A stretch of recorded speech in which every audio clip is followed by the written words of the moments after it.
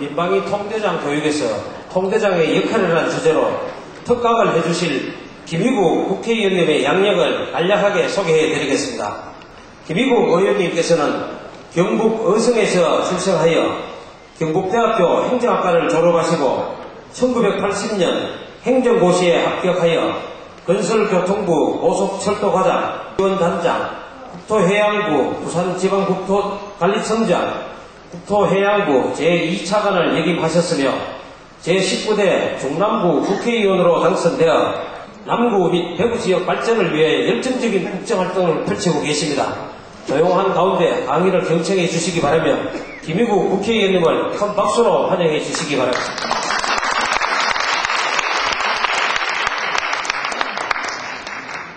존경하고 사랑하는 통대장님들 반갑습니다. 오늘 제가 여러분들께 말씀드리고 싶은 내용은 여러분들이 당면하고 있는 여러가지 문제를 푸는 비밀에 대해서 이야기를 50분 정도 드리도록 하겠습니다. 오늘 강의 제목은 비밀입니다. 비밀. 이 비밀은 일반적으로는 아버지나 어머니로부터 배우고 또 학교에 가서 배우고 사회에 가서 배우고 크게 이제 세 가지 통로를 통해서 이 비밀을 배우게 되는데 지금 우리나라의 여러 가지 교육이나 또 문화의 내용상으로 봐서는 이 비밀을 제대로 설명을 하지 못하고 있다고 저는 생각합니다. 그래서 과거 중국이나 또 유대인들이 할아버지로부터 4,000년, 5,000년 동안 전승받은 비밀에 대한 이야기를 조금 드리겠습니다. 우리가 보통 사람으로 태어나게 되면은 세 가지 의무를 지게 됩니다. 첫째로 나 자신, 둘째로 내가 사랑하는 가정, 셋째로 내가 속해 있는 사회와 혹은 국가. 이 세 가지 분야에 대해서 각자의 책임과 역할이 있습니다. 이 책임과 역할을 어떤 형태로 정리하느냐 하는 것은 대단히 중요합니다. 중국인들이 5,000년 역사에 있어서 가장 중요시했던 책이 사서삼경입니다. 여러분들이 초등학교 때나 중학교 때 익히 배웠을 네 가지의 중요한 책과 세 가지의 경제를 의미합니다. 이 중국인들은 이 네 가지의 책과 세 가지의 경전에 규정하고 싶고 또 가르치고 싶고 또 자식의 대를 물러가면서 이야기하고 싶었던 요점이 관계입니다. 관계. 여러분들도 잘 아시고 있겠지만은 이 관계에 있어서 어떤 기준으로 생각하고 행동할 것인가, 그걸 5,000년 넘도록 연구를 하고 개발을 하고 전승을 시키고 있습니다. 이 관계의 출발점은 나입니다. 나. 모든 현상은 나로부터 출발합니다. 그래서 최초의 나 단위가 있게 되면은 위에 아버지와 어머니가 있죠. 부모. 이 나를 낳아준 분이 아버지와 어머니이기 때문에. 그리고 시간이 지나가게 되면은 나가 부모가 되고 아들과 딸이 생기게 됩니다. 자녀가 생기게 됩니다. 이게 기본적인 관계의 첫 번째 관계입니다. 가장 중요한 관계는 이게 1번 관계입니다. 아버지와 나와의 관계, 어머니와 나와의 관계. 두 번째, 나와 아들과 딸의 관계예요. 중국 5,000년 역사에 있어서 한 번도 이 순서를 바꾼 적이 없습니다. 아버지와 나, 어머니와 나와의 관계가 모든 관계에 있어서 가장 원초적이고 가장 중요한 관계예요. 나와 자식과의 관계는 두 번째 관계입니다. 이 관계가 1960년대 소위 근대화라는 산업화 문명이 출발하게 되면서 이 관계가 무너지기 시작했습니다. 옛날에는 밥상을 받을 때 아버지가 소주를 주지 않으면 밥을 못 먹었지 않습니까? 지극히 당연한 인류의 첫 번째 교육이었습니다. 원칙이었습니다. 법도였습니다. 맛있는 거 있으면 애부터 줘버린다. 5천년의 룰이 무너진 겁니다. 중국인들은 다시 말씀드리지만 한 번이라도 이 일본의 관계를 이번하고 바꾼 적이 없습니다. 이게 우리 현대 한국 사회가 앓고 있는 큰 질병의 첫 번째 원인입니다. 두 번째가 나아가 있으면은 형, 제, 자, 매가 있습니다. 이거는 이제 같은 형제, 형제 자매, 형님, 누나, 여동생, 남동생. 이 관계가 세 번째 관계입니다. 이거는 가족 관계입니다. 가족 관계. 그래서 이 가족 관계가 밖으로 나가게 되면은 소위 개인, 이 자신, 개인 문제에서 가정에서 다시 사회로 가게 되면 새로운 관계가 형성됩니다. 나아가 있게 되면은 윗사람이 있습니다. 과거에는 군이라고 표현했습니다. 군. 내 상급자죠. 내 윗사람이 있고, 그 다음에 나 밑에는 하급자가 있습니다. 신. 그 다음에 이 군신 관계가 상급자와 하급자와 관계가 시간이 지나게 되면은 내가 상급자가 되고 다시 하급자가 생기는 현상이 발생이 되죠. 우리가 회사에 들어가면 제가 가장 발달해 있다가 또 과장도 되고 부장도 되고 이사도 되고 사장도 되는 관계입니다. 이 관계는 변화가 됩니다. 이게 네 번째 관계고 이게 다섯 번째 관계입니다. 그리고 옆으로 친구 관계가 형성되죠. 친구. 형제 자매가 아닌 친구 관계. 이게 이제 그게 한 여섯 번째 관계가 됩니다. 이 여섯 가지의 관계를 가지고 어떤 형태로 어떤 기준, 앞서 말씀드린 이 기준, 원칙, 어떤 원칙과 어떤 기준으로 살아야 되는가 하는 당위성에 대한 의문을 중국인들은 많이 고민을 하고 또 어떻게 하는 것이 가장 바람직한지 연구를 거듭해서 아이들을 가르치기 시작했습니다. 첫 번째로 이 사람들이 초기 단계에서는 소위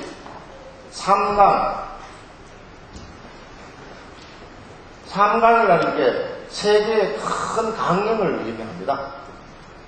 첫 번째 관계가 과거에는 왕국 시스템이 되기 때문에 첫 번째 관계가 이 군신 관계를 가장 중요시했습니다.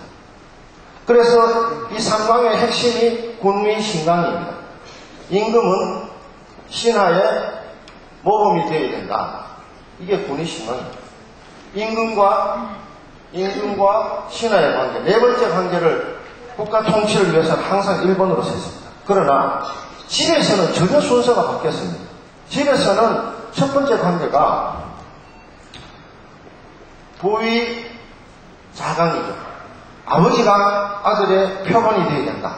아버지가 아들의 모범이 되어야 된다. 그렇게 이야기를 하고 가르쳤습니다. 집안 교육의 가장 첫 번째는 아버지입니다. 아버지의 말, 아버지의 행동, 아버지의 생각, 아버지의 느낌, 이 모든 것이 아들과 딸의 기준이 되는 것이죠. 잣대가 되는 겁니다.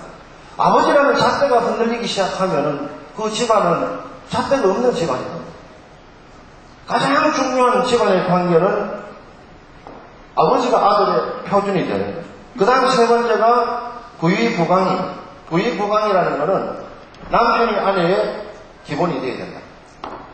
자기는 언행이 방정하지 아니하면서 아내나 자녀들한테 방정하게 되어야 된다고 이야기한다는 것은 말이 안 된다, 어불성설이다 이렇게 이야기했습니다. 이 세 가지 관계를 5,000년 동안 중국 문화가 또 한국 문화가 지탱해온 뼈대입니다. 뼈대. 어떤 시대에도 이 세 가지 기준이나 원칙이 흔들려진 적이 없었습니다.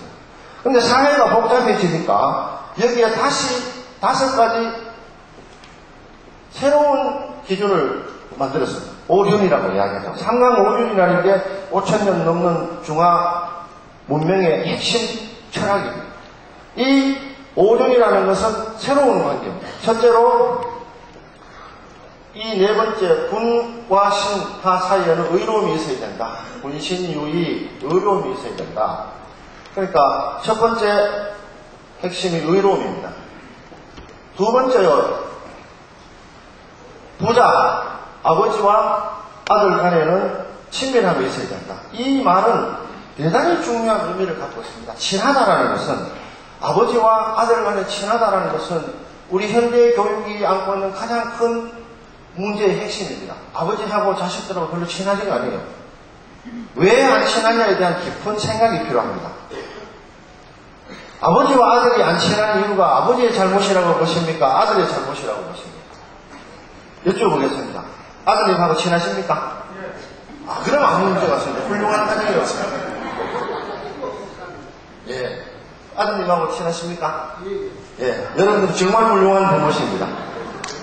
많은 아이들이 아버지하고 부모하고 친하지를 않습니다. 지난번 시민중학교에 가서 제가 학생들에게, 중학생들에게 물어봤습니다. 자, 여러분들을 괴롭히는 존재가 학교 선생님, 아빠, 엄마, 친구, 대한민국, 누가 여러분을 가장 많이 괴롭힙니까? 70%가 엄마! 이렇게. 제가 물었습니다. 엄마는 너희들이 학교 늦을까봐 아침 일찍 깨워주고, 또 밥에서 먹여주고, 옷을 깨끗이 빨아서 입혀주고, 필요한 용돈 주고, 잠자리 이불까지 펴주고, 아침에는 이불도 안 개고 엄마가 다 해주는데 왜 엄마가 가장 힘들게 하냐? 첫째로 공부하기 싫은데 공부 많이 하라 한다. 둘째로 학원 가기 싫은데 학원 많이 가라 한다. 그렇게 답변했어요. 이 문제를 어떻게 해결할까? 이 친함이라는 이 단어에는 지금 설명하는 모든 게 들어있습니다. 자, 이 문제를 어떻게 해결할까요? 학생에 대한 교육의 책임이 가정이라고 봅니까? 학교라고 봅니까? 사회라고 봅니까? 어느 주체가 가장 중요하다고 생각하십니까? 가정. 모든 교육의 주체는 여기 있어요. 아버지. 근데 지금 산업화라는 이 계문이 등장하고 나서는 어떤 사회 비평가는 이렇게 말했습니다. 대한민국에 아버지는 없다. 그러면 뭐 있노? 아빠만 있다. 아빠와 아버지의 차이는 굉장히 큽니다. 아버지가 되기 위해서는 자식이 아버지를 리스펙트해야 돼요. 존경해야 돼요. 아버지를 존경해야 돼요. 아버지가 내 삶의 가치 기준이 되고 나도 아버지처럼 되고 싶다. 이것이 아버지의 상입니다. 아빠는 의미가 다르죠. 어떤 초등학교에 선생님이 물었습니다. 야, 아빠하고 엄마하고 집 피우는 강아지하고 누가 제일 좋아? 강아지가 제일 좋다. 야, 그 강아지 아빠가 돈 벌어서 사준 강아지인데 어떻게 강아지가 더 좋냐? 아버지의 역할에 대한 평가를 제대로 모르거든요. 옛날 농경시대에는 아버지가 새벽부터 일어나서 힘들고 손톱 발톱 다 닳도록 열심히 일하고 얼굴이 시커멓도록 타도록 일하는 걸 옆에서 봤기 때문에 아버지의 수고로움을 경이로운 눈으로 어릴 때부터 쳐다보고 아버지를 존경합니다. 아니면 아버지를 불쌍하게 생각하죠. 나는 아버지가 나를 이렇게 키우기 위해서 고생하시기 때문에 아버지한테 잘해줘야 되겠다. 우리 어머니가 불쌍하다. 내가 물었습니다. 아버지 어머니가 불쌍하다고 생각하는 사람 손 들어봐라. 시민중학교 애들은 안 불쌍해요.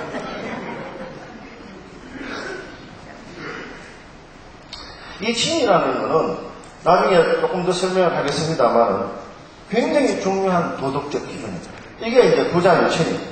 세 번째로는 부부 간에는 구분을 이야기했습니다. 부부 유별. 남자는 남자답고 여자는 여자다워야 된다는 거죠. 아버지가 없다는 것은 가정에서 아버지의 역할을 잃어버린 겁니다. 산업화 시대에 되면서 과거 농사를 지을 때는 아버지의 이 힘 없이는 생계를 이어나갈 수단이 없었습니다. 무거운 짐을 날라야 되고 가축을 길러야 되고 어려운 힘을 다 육체로 했기 때문에. 그러나 지금은 아버지가 한 달 내내 일해봤자 월급은 어머니 통장으로 쏙 들어갔고 현찰은 구경도 못하고 모든 교육에 대한 권한은 어머니가 거무쥐고 있기 때문에 아버지는 껍데기 역할밖에 못하는 그런 상황이 되어버린 거죠. 그걸 극복을 해야 됩니다. 극복을 해야 우리나라가 더 좋은 나라가 될 수가 있습니다.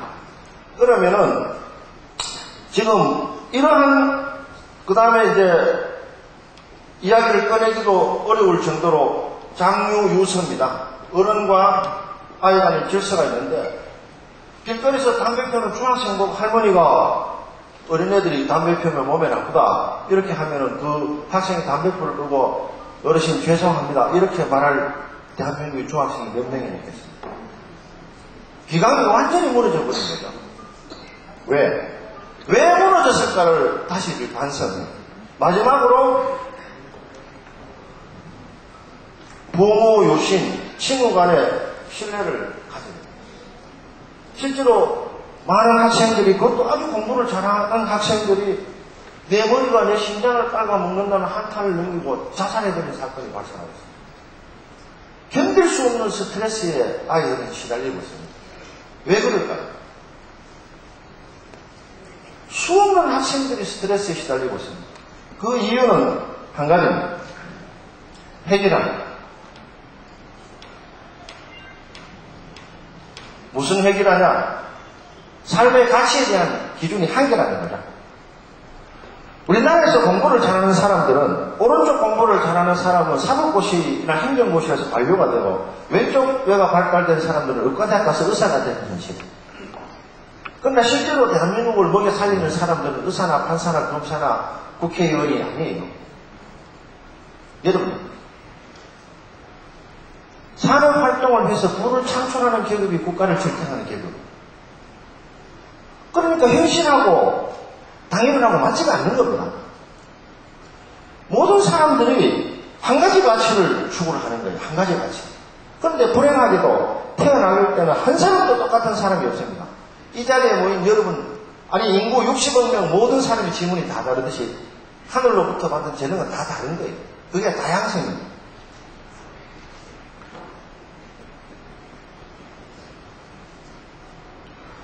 우리가 해결할 수 있는 유일한 길은 회기라에서 다양성으로 가는 것이죠. 1960년대에 일단의 본인들이 쿠데타에 성공하니까 대한민국의 머리 좋은 아이들은 다 육군사관학교 갔어요.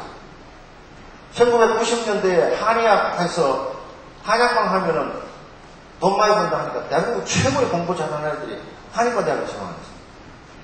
근데 폭탄이 2개가 떨어져 버렸어요. 비아그라하고 정관장하고. 지금 대한민국의 한의산업은 비아그라와 정관장 때문에 거의 멸망에 가까운 거지경이 되어버렸어요. 수많은 사람들이 희생당한 거죠. 한의과 대학 가는 것이 최고의 가치였는데 시간이 지나고 보니까 상황이 바뀌어버린 거예요. 그 상황 때문에 많은 사람들이 고통을 받고 있어요. 그럼 어떻게 할 거냐? 그럼 어떻게 할 거냐? 이 5,000년 넘는 긴 세월 동안 삼강오륜이라는 이 바탕이 흔들리기 시작합니다. 그런데 시간이 지나도 또 상황이 바뀌어도 계속해서 발전하는 민족이 있습니다. 방법이 있습니다. 비밀이 있습니다. 그게 유대인들이에요. 여러분들 주이시라고 해서 깔보지만은 이 유대인들의 교육 내용은 정말 놀랍습니다. 1998년도에 미국에서 고등학생들을 대상으로 설문조사를 했습니다. 당신이 사랑하는 개와 사람이 똑같이 강물에 빠져서 조금 있으면 죽게 생겼다. 사람을 먼저 건질 거냐, 네가 좋아하는 강아지를 먼저 건질 거냐, 이 설문조사를 했습니다. 어머님께 여쭤보겠습니다. 답변이 어떻게 나왔을 것 같습니까? 5대5 정도 나왔을 것 같습니까? 사람을 먼저 구해야 된다고 답변했겠습니까? 내 사랑하는 강아지를 먼저 구해야 된다고 생각했습니다. 사람요, 훌륭하십니다. 그 표본조사 결과는 80%가 강아지를 구하겠다고 나왔습니다. 우리 고등학생들한테도 한번 설문조사를 해보고 싶습니다. 거기에 대해서 유대인들은 이렇게 가르친다고 합니다. 그 사람이 네가 사랑하는 여자였다면 어떡합니까? 사람과 동물 간의 관계를 분명히 지우는 교육이 필요합니다. 아무리 사랑스러워도 강아지는 강아지지 강아지가 사람보다 더 우선될 수는 없는 게 기본 가치입니다. 그렇지 않습니까? 그 사람이 내가 모르는 사람일 경우에는 관계없지만 그 사람이 내 아버지였다면 어떡할 거고 내 아내였다면 어떡할 거고 내 자식이었다면 어떡할 거고 분명한 가치를 어릴 때부터 가르치는 게 중요합니다. 그리고 우리가 많은 교육에 고통을 받고 있습니다. 유대인들은 7,000년 내내 지혜를 모았습니다. 지혜의 책이죠. 이걸 토라라고 이야기합니다. 혹은 탈무드라고 이야기하는데, 어린아이들에게 가르치는 것은 기술이나 숫자나 지식이 아니고 지혜를 가르치는 거죠. 예를 들면 이렇게 가르친다고 합니다. 결혼을 할 때 여기 며느리나 사위 보신 분 많죠? 솔직하게 손들어야 됩니다. 뭐 나는 또 이렇게 손드는 게 창피해서 나는 반대로 든다 이렇게 생각하지 마시고, 사위나 며느리를 볼 때 1. 외모, 이쁜 거, 잘생긴 거, 2번째 돈, 재산이 많은 거, 3번째 학벌, 혹은 그 집 가문이 좋은 거, 4번째 한 가지 남았습니다. 4번째 답이 뭐겠습니까? 지혜. 네. 지혜. 그럼 잘생긴 외모가 중요합니까? 신랑을 잘생긴다. 예. 그 반대로 아내를 잘생기는 사위를 구해줄까? 예. 그렇습니다. 아주 비슷한 이야기를 잘 하셨습니다. 유대인들은 자식이 결혼을 할 때 결혼의 기준을 여러 가지로 책정하고 있지만 가장 중요한 기준은 말을 알아들을 때부터 귀에 대고 속삭인다고 합니다.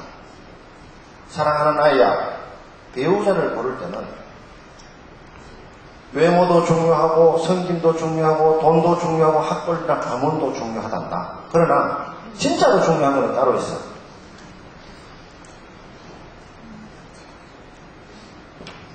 너희들의 친절한 배우자를 거야.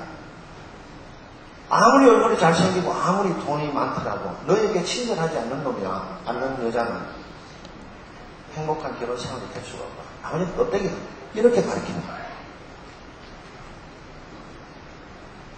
엄청나게 중요한 의미를 안고 있습니다. 우리가 인간이 되고자 하는 것은 사람이 좋은 사람이 되고자 하는 가장 출발은 학벌이나 돈이나 외모나 다 합한 것보다도 친절이 훨씬 중요하다고 가르친다. 우리는 그런 교육을 제대로 하지 않고 있습니다. 가정에서도 학교에서도 사회에서도 속담이 증명하고 있습니다. 뭐로 가도 서울만 가면 된다. 뭐로 서울을 가면 안 됩니다. 똑바로 가야죠. 그렇지 않습니까? 여러분들이 사랑하는 손자, 손녀한테는 지금부터는 말할 수 있습니다. 배우자를 고를 때 있어서 가장 중요한 것은 친절합니다. 이제 사위나 며느리를 면접할 때 한번 보십시오.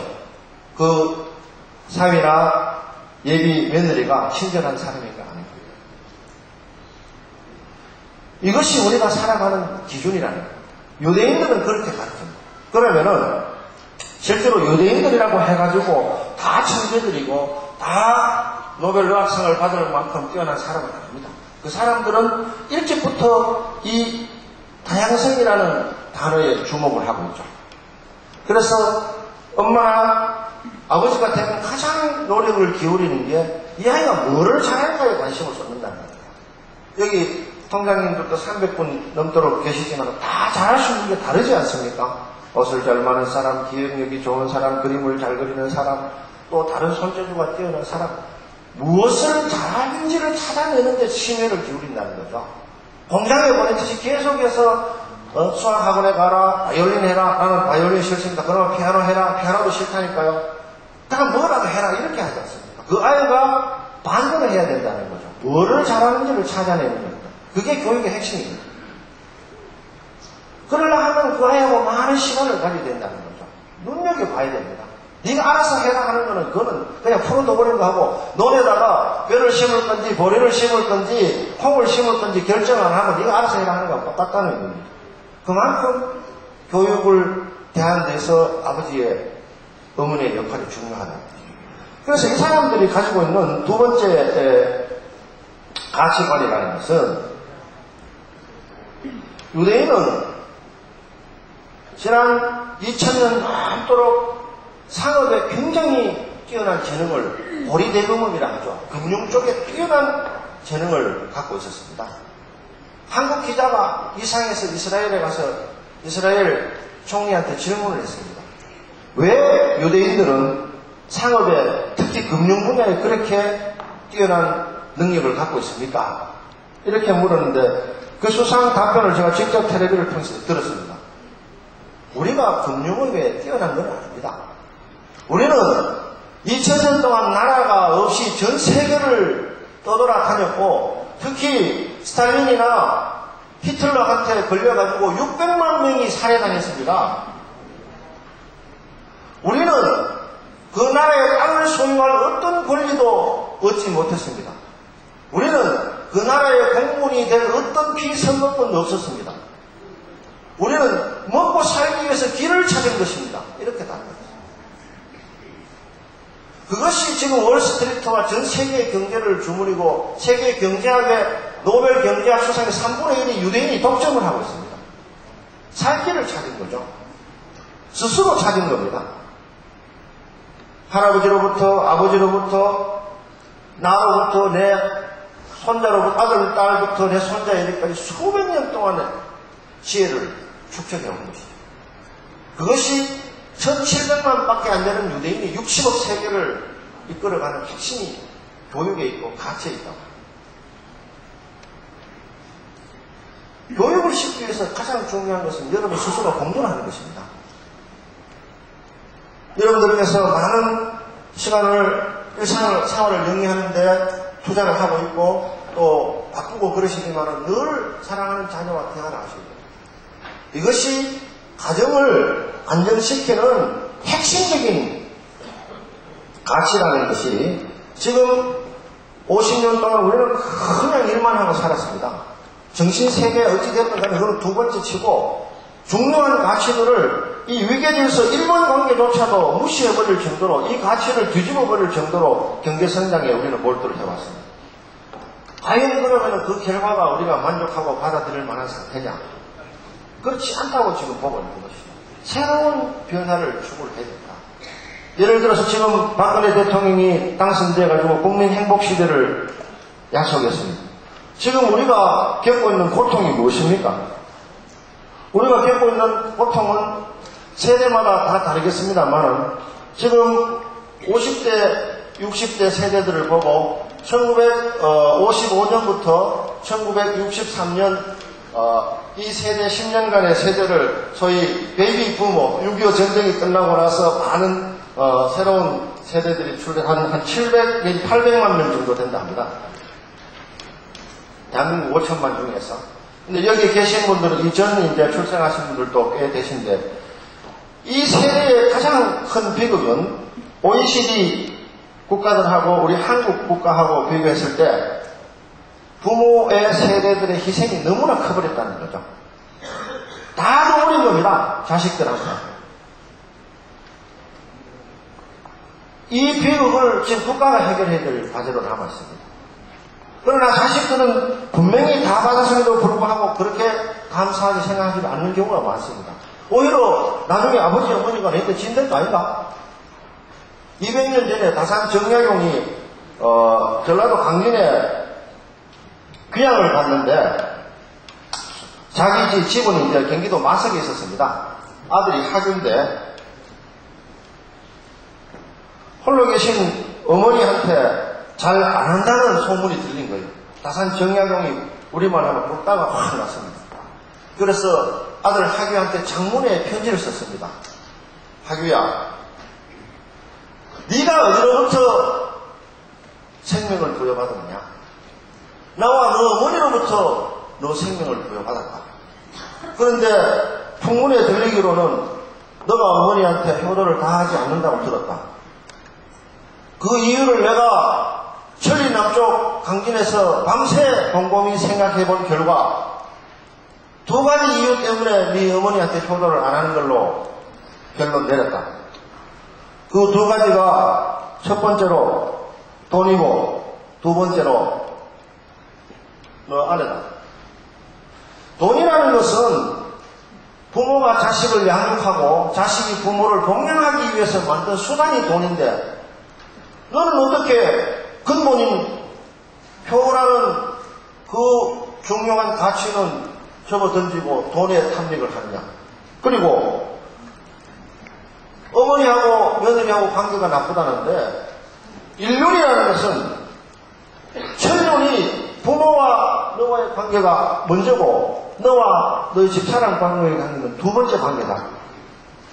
만약에 너가 너 어머니한테 잘하지 못한다면 네 자식이 너희한테 잘할 리가 만무하지 않느냐.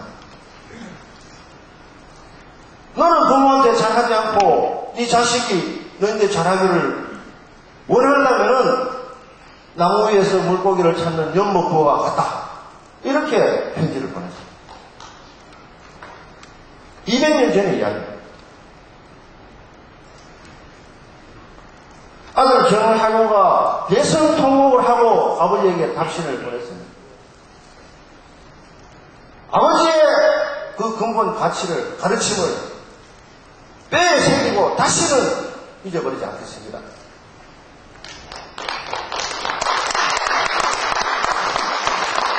우리는 우리 아이들한테 근본을 가르쳐야 돼요. 그래서 이 5가지 3강 5륜을 핵심적으로 풀고 해서 옛날 사람은 양대 가치를 충효라 이렇게 이야기했습니다. 그러나 다산 정약용은 결단코 그렇게 말하지 않았습니다. 다산은 인간의 삶에 있어서 가장 중요한 것이 효와 부모를 섬기는 효와 재라는 어려운 개념을 더해줬습니다. 재라는 건 형제간의 관계입니다. 과거에는 대가족 제도였기 때문에 형제간의 관계가 그렇게 나쁘지가 않았어요.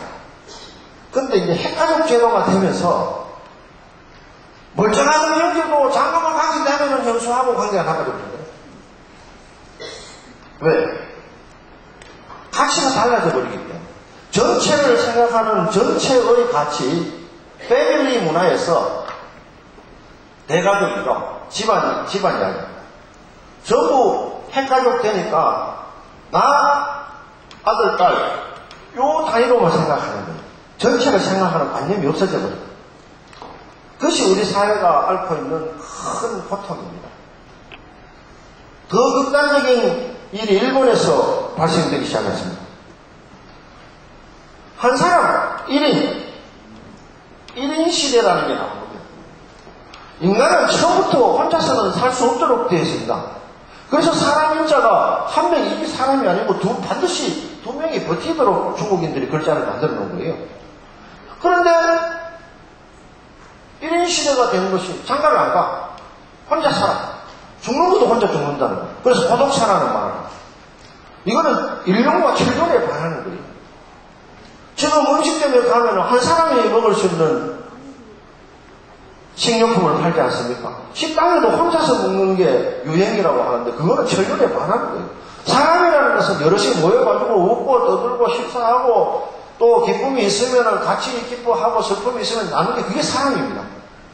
사람의 기본 문화가 흐트러지고 있고 파괴되고 있다는 거예요. 그 점을 여러분들은 깊이 인식이 됩니다. 이 서로 간에 실제로 대가족 생활하면 굉장히 힘든 점이 많지 않습니까? 또 우리 자녀가 결혼해서 애를 하나나 둘이 낳게 되게 되면은 그 뒷바라지 해주면 굉장히 힘듭니다. 그래서 장모를 구할 때 팔뚝 굵은 장모를 구하라는 그런 우스갯소리도 하고 있지 않습니까? 팔뚝 가는 장모는 애 안 봐준다고. 결국 우리가 영어로 하면 give and take입니다.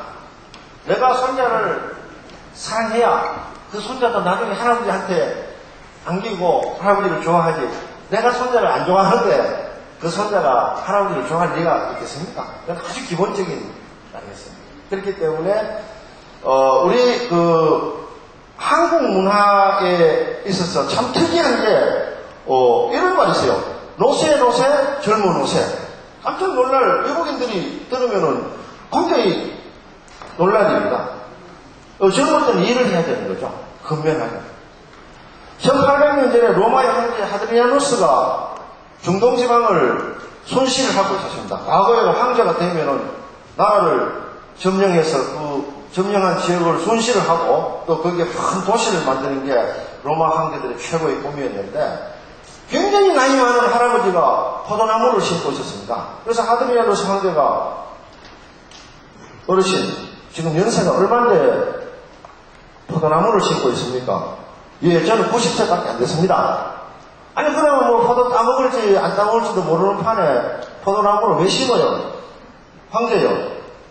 저는 90년 동안 내 정조 할아버지, 내 할아버지, 내 아버지가 심은 포도나무를 먹고 살았습니다.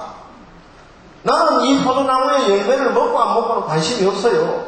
그러나 내 할아버지, 내 아버지가 해왔듯이 내가 이 포도나무를 심어야 내 아들, 딸과 손자, 손녀들이 먹을 거 아닙니까?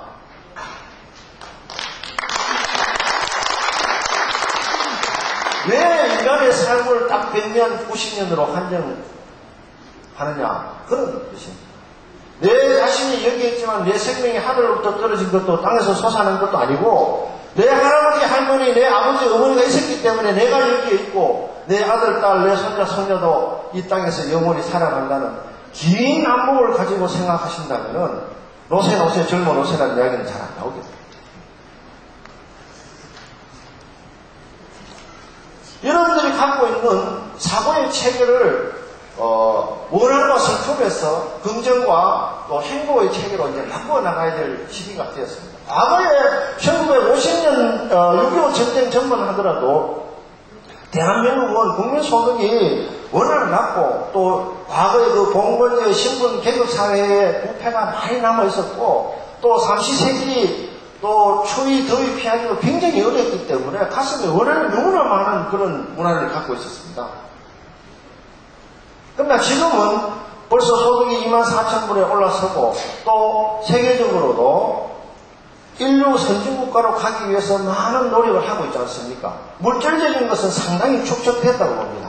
그러나 도덕이나 윤리나 문화나 가치관이나 이런 거는 지금보다 훨씬 발달시켜야 될 그런 상황에 왔고 그 주체가 여러분이 되셔야 됩니다. 유대인들은 이렇게 이야기합니다. 교육 문제에 관해서 자기 사랑하는 자녀에게 자기가 하고 있는 사업을 물려주거나 아니면 그 아이의 적성에 맞는 직업을 구해주지 못한다면 그 아이를 도둑으로 만든다 이렇게 가르친다고 합니다. 지금 우리 캥거루라는 말이 있죠. 캥거루.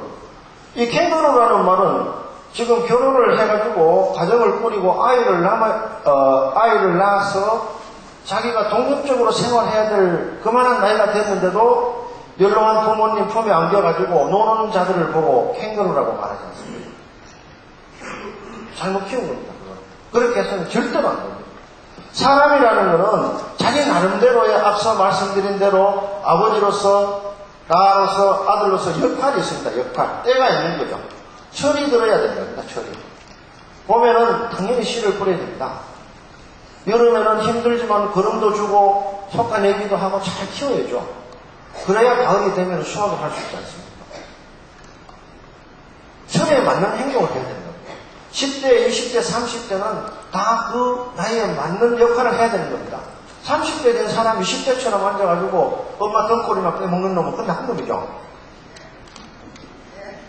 등골 빼지 마십시오. 나는 안 돌아. 그래서 이러한 기본적인 생각을 갖고 있어야 됩니다. 이제 자녀들을 할 때도 자녀들한테 무리한 요구를 하시면 안 됩니다. 사람이라는 게 얼굴 생긴 것도 키 큰 것도 전부 다 다르듯이 다 나름대로 할 수 있는 탤런트를 갖고 있습니다. 그 탤런트를 그 기능을 그 재능을 부모들이 빨리 발견해서 그 아이의 능력에 맞도록 키워주는 것이 교육의 핵심입니다. 아이들의 손을 잡고 이야기를 들어보십시오. 만약에 중학생이나 고등학생이나 대학생이 있다면 처음에 이야기를 잘 안 하죠. 아까 이제 어르신 같은 친한 부자 관계는 뭐 온갖 이야기를 다 하시겠지만은 보통 아이들은 중학교 1학년만 돼도 집에 딱 갔다 오면 학교 잘 갔다 왔니 시원한 찬물이라도 한 그릇 먹어야지 하면 뭐 별로 반가워하지도 않고 책가방 던져보고 집 방에 푹 들어가서 문까지 잠가놓고 뭐 하는지 알 수가 없지만 그래도 인내심을 가지고 아이들하고 대화를 하셔야 됩니다. 왜? 여러분 자식이기 때문에. 이 딴 놈 같으면 뭐 쳐다보지도 않겠지만 진심으로 사랑해줘야 됩니다. 그리고 아이를 존경해야 됩니다. 우리나라의 어느 체계 중에서 가장 나쁜 체계가 아이들한테 친절하게 하지 않습니다. 부모님들이. 아버지도 마찬가지 않습니다. 특히 경상도 사람들은 훨씬 더 안 친절합니다. 안 친절하게 마치 본인 있는 사람으로 보이듯이 착각을 하고 있습니다. 절대로 그렇지 않습니다. 오늘 아침에 일어나서 사랑하는 남편과 사랑하는 아내에 대해 사랑한다, 당신 나랑 살아줘서 감사하고 고맙다고 말하신 그 사람 들었어요. 오늘은 무슨 날이죠? 네, 그렇습니다. 여러분들은 먹고 사는 게 하도 바쁘고 뭐 그래 복잡한 얘기 많은지 진짜 중요한 것은 오늘 같은 날 아내나 남편에게 사랑한다는 말을 정중하게 하는 거예요. 조금 있다가 강의 마칠 때면 핸드폰을 꺼내서 사랑하는 배우자에게 문자를 보내십시오. 여보, 사랑합니다.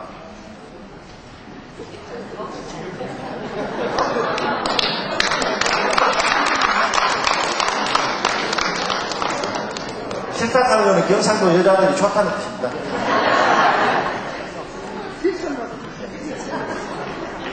그런 답변이 나오는 건 아주 잘못된 문화예요.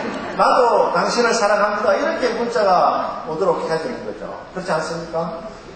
그걸 미치려고 했더만 애들이 나도 내 아내한테 절대로 안 보내야 되겠다. 흔히 예를 들지 않습니까? 우리 초등학생이 전화 와서 어머니 전화 왔습니다. 누구야? 뭐 영희 엄마인데 어떻게 해라? 조만할 때부터 거짓말을 가리키는 겁니다. 절대로 그렇게 하시면 안 돼요. 절대로 그렇게 하시면 안 돼요. 남편이나 아내나 누구든지 인간은 슬픈 겁니다. 누구든지 인간은 힘든 겁니다. 지금 대통령이 된 박근혜 대통령이 얼마나 힘들겠습니까? 대변인이라고 고발하는데 명동한 짓이나 하는 그런 놈들이 가니까 5천만에 먹을거리를 해결해야 되고 북쪽에 있는 저 어디 있는 엉뚱한 집만 잡아가 되고 얼마나 힘들겠습니까? 모든 사람은 다 힘든 겁니다. 그걸 인정을 해야 됩니다. 왜 나만 힘들어? 그거는 사실하고 다른 거예요. 나만 힘든 게 아닙니다. 모든 사람이 다 힘듭니다. 그럼 나쁜 사람과 비교해 보십시오.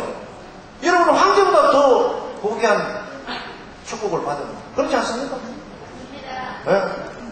웃고 대화하고 식사를 잘 할 수 있고 또 아침이 되면 눈을 뜰 수 있다는 건 엄청난 축복이고 행복입니다.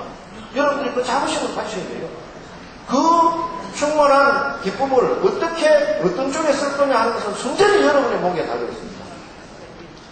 남편으로서 가장 중요한 것은 자기 아내를 사랑하는 겁니다. 그보다 더 중요한 가치가 어디 있겠습니까? 연주 아줌마하고 댄스 추격하는 건 별로 중요한 게 아니란 말이죠. 아이들한테도 마찬가지입니다. 아이들한테 공부 못한다고 티박 주면 안 됩니다. 그 아이들 최선을 다해서 그걸 한 겁니다. 그러면은 뭐를 모르는지를 찾아내야 되는 겁니다. 뭐를 모르는지.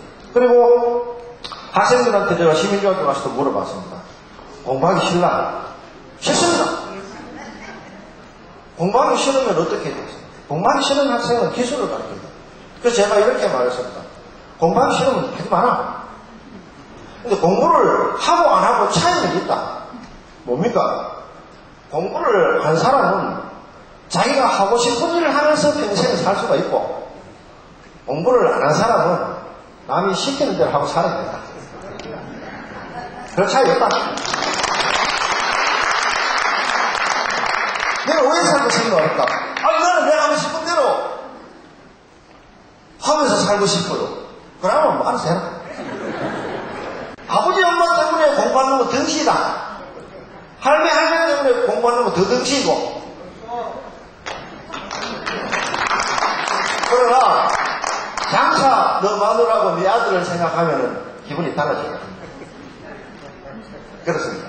그래서 어떤 일을 시키든 공부를 시키든 아이들이 자습할 수 있는 자세를 만들어줘요. 우리가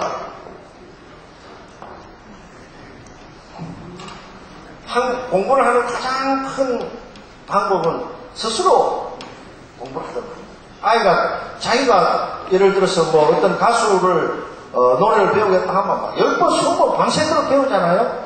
또 뭐 기타 치고 싶어가지고 하는 사람들은 학원에 가서 기타를 열심히 배우잖아요. 그러니까 자기가 뭐를 하고 싶은지를 채택하는 것이 아주 중요합니다. 그래서 그거를 계속 할 수 있도록 뒤에서 권장해 주는 것이죠. 과거처럼 서울대학 다니는 학교도 아니고 뭐 국가고시 하나 고시다 이런 식의 시대는 이미 다 지나버렸습니다. 수많은 탤런트를 가진 사람들이 세계 시장에 진출을 하고 있지 않습니까? 며칠 전에 여러분들 아시는 김창준 연방학원위원 했던 분하고 정심을 먹었는데 그런 이야기입니다. 자기가 학교를 졸업하고 설계회사를 차려서 미국에 진출해서 지금까지 50년 동안 사업을 했는데 한국 사회하고 미국 사회하고 차이점이 뭐라고 보십니까? 이렇게 물었을 때 한국 사회의 학생들은 공부를 너무 여러 방면으로 한다는 거죠. 화살을 쏠 때 한 환영을 정해서 쏴야 되는데 국어, 영어, 수학 뭐 해가지고 전부 다 하나니까 애들 정신이 없는 거예요. 그래서 교육제도에 문제가 있다. 그리고 교육이라는 것은 기술을 가르치는 게 교육이 아니고 참 인간을 만드는 게 교육인데 우리는 거꾸로 된다. 아까 제일 먼저 말씀드렸던 이 관계 설정 자체도 부모와 자식 간의 관계, 이 관계가 나와 아버지와 어머니의 관계가 더 중요한데 거꾸로 되고 이거는 고쳐야 돼요. 이게 머리가 발에 가고 발이 머리에 있는 그런 현상은 나쁜 현상이에요. 누가 그랬습니까? 부모들이 그런 거예요. 아버지의 권위를 누가 가장 훼손시킵니까? 어머니죠. 자식들 앞에 아버지 남편에 대해서 존경 어린 눈빛으로 나는 너 아버지를 사랑하고 너 아버지가 우리 가정을 위해서 희생해 오신 데 대해서 깊은 경의를 표한다. 그런 말 합니까? 아, 새끼가 말이지 애비 닮아가지고 그런 이야기 하면 안 되는 거예요. 여거의 관계도 선명합니다. 너무나 그렇지 않아. 그게 자기 닮았지 어떻게 엄마 닮았습니까? 안 그러면 반반씩 닮았습니다. 그게 얼마나 소중한 가정교육인지 여러분이 기억할 것입니다. 유대인들은 이렇게 이야기를 한답니다. 식사를 하기 전에 아들, 딸을 보고 손자, 손녀를 보고 누구야? My sweetheart. 내 달콤한 심장아. 네가 이 세상에 태어남으로써 우리에게 큰 기쁨과 자부심을 주었듯이 너도 언젠가는 너의 자식을 놓고 큰 기쁨과 자부심으로 이 식탁에 마주 앉아서 삶의 기쁨을 노래하기를 축원한다. 자식들한테 고운 말을 쓰십시오. 남편과 아내에게 훌륭한 이야기를 하십시오. 남편과 아내의 단점은 말하지 마십시오. 단점 말 안 해도 잘 알고 있어요. 근데 대부분의 대화를 단점으로 시작해서 단점으로 끝내고 결국 아이들도 어떻게 배우겠습니까? 항상 아이들이 없을 때 둘이서는 문거를 잠가놓고 막 나는 벽구통을 치더라도 아이들 보는 앞에서는 절대로 심한 말이나 험한 말이나 나쁜 말 하면 안 됩니다. 그게 교육의 첫 번째입니다. 항상 아이들한테 친절하게 대해주십시오. 아이들이 고민이 많습니다. 학교 가면 스트레스 받습니다. 아이들이 누구한테 이야기할 수 있습니까? 아버지 어머니하고 이야기 안 하고 학교 가서 애들하고는 경쟁 상태니까 문제 하나도 가르쳐주지 마라 하는 세상에서 진정으로 아이들이 어떤 어려움이 있더라도 나는 집에 가면 나는 천국이다. 어떤 어려움과 고통이 있더라도 내 아버지 어머니는 나를 이해해 주신다. 그런 확실한 믿음을 가질 수 있도록 여러분들이 아이들을 사랑해 주셔야 됩니다.